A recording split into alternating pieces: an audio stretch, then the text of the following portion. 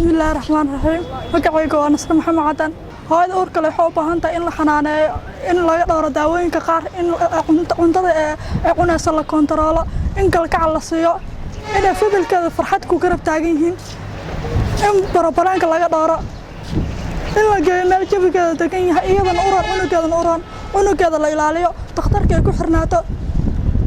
bulshada markay ay soo dhaxgashan ay si farxad loo soo dhaweeyaan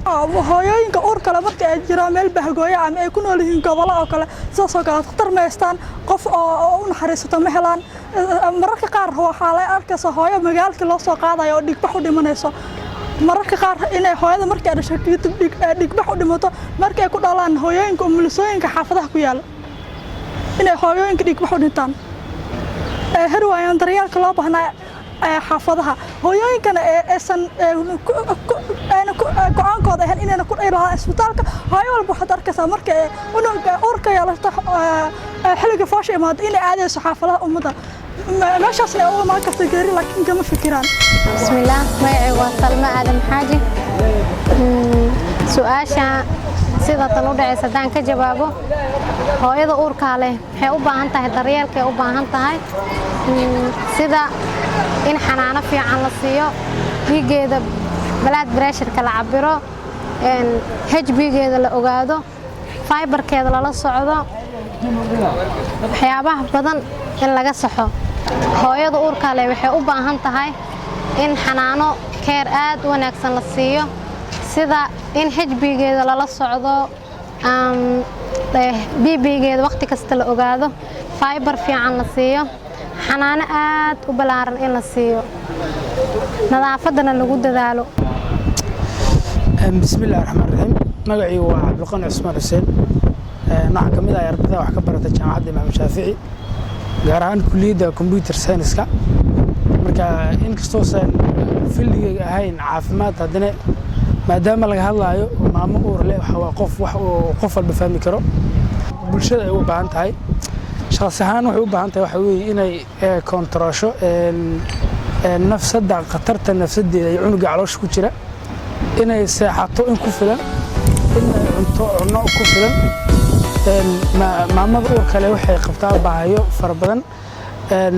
waxa kamid ah inay macnaha waxay u baahan tahay waxyaabo fara badan waxa kamid ah inay maxay tiraahdo ilaaliso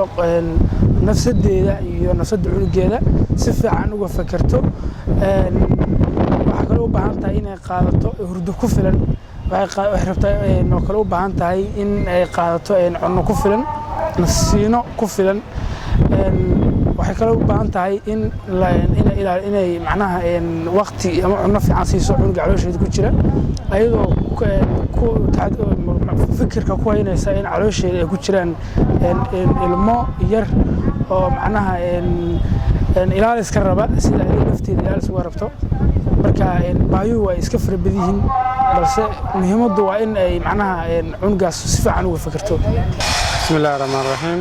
assalaamu calaykum waraxmatullaahi tacaala wabarakaatu magacaygu waa Ilyaas Aadan Gaabo waxaan bartay kulliyadda caafimaadka guud waxaan rabaa waxyar la talin inaan ka bixiyo hooyada uurka leh waxyaabay u baahan tahay hooyada uurka leh waxa mas'uul ka saaran yahay saygeeda waxaa la rabaa marka inuu siiyo la talin counseling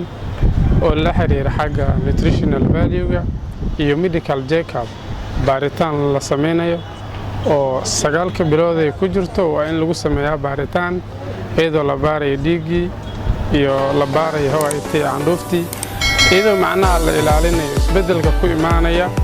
cunuga oo horumarka ku sameynaya raximka hooyada iyo cunada iyada cunayso nafaqada kala duwan ee la rabo inay qaadato carbohydrateski borotiinadii iyo waxyaabihii nafaqada la xiriiray waxyaabahaas marka waxa ay muhiim u yihiin koritaanka cunuga nafaqadii uu heli lahay iyo ayada nafaqadii heli lahayd way ka duwan tahay markii ay uur leedahay iyo markaysan uur lahayn markii uur leedahay waxa waaye labada qofood waxay u baahan yihiin nafaqo kala duwan oo cunugana uu helayo hooyaduna ay helayso oo cunooyinka kala duwan la seenayo shaqooyinka ay qaban jirta markaysan uurka lahayn waa laga ilaalinayaa si shaqooyinka adag baaritaan joogtaan waa loo sameynayaa oo bishii 2 mar ama 1 mar marka waxaa la rabaa xaas oo dhan in uu ninka sayidka uu qabo oo la tashto haddii uu yahay nin dhakhtarana la rabo inuu dabagal ku sameeyo uusan dayacin uusan dhibaato u soo gaarin marka ay dhali tagto aysan u baahan dhibaatooyin ama sida dhiigyo kale ama cunug dhiciso ama ilmi ay ka dishaan taa oo idil waxaa sabab u ah hooyada oo aan la dabagelin oo nafaqadii la fiirin ay qaadanayso iyo baaritaan oo aan loo sameynin waxa soo bixi kara cudur oo dhibaato u keeni kara ilmaha uurkaas ku jiro soo marka waa dabagal loo sameynayo hooyadii baaritaan xagga caafimaadka iyo cunada ay cunayso oo loo sameynayo heerar kala duwan intaasoo idil marka waxay ka kaabaysaa caafimaadkeeda iyo caafimaadka cunug. Asalaamu calaykum waraxmatullaahi wabarakaatu.